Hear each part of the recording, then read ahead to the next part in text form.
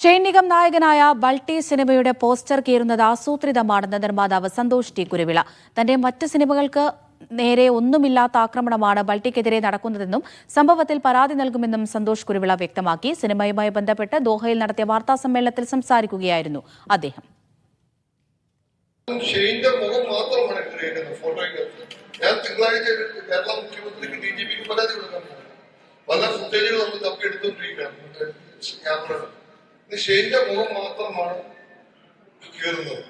അത് ഒരിടത്ത് കണ്ടാൽ നമുക്ക് ഫീൽ ചെയ്യുന്നത്, പലയിടത്ത് കാണുന്നു പോസ്റ്റർ കയറി കളയുന്നു, നമ്മുടെ പോസ്റ്ററിന്റെ മേളില് വേറെ പോസ്റ്ററുകൾ കൊണ്ട് ഒട്ടിക്കുന്നു. ഇങ്ങനെ പല കാര്യങ്ങളും വന്നതുകൊണ്ടാണ് പ്രതികരിച്ചില്ലെങ്കിലുള്ള കുഴപ്പം. നാളെ പ്രതികരിക്കാൻ പറ്റാത്ത ഒത്തിരി പ്രൊഡ്യൂസർമാരുണ്ട്, അല്ലെങ്കിൽ പല നടത്താൻ ഇവർക്കൊന്നും പലപ്പോഴും പ്രതികരിക്കാനുണ്ട്. ഞാൻ പ്രതികരിച്ചില്ലെങ്കിൽ നാളെ ഇനി വീണ്ടും ആവർത്തിക്കപ്പെടും. അതുകൊണ്ടാണ് പ്രതികരിച്ചത്.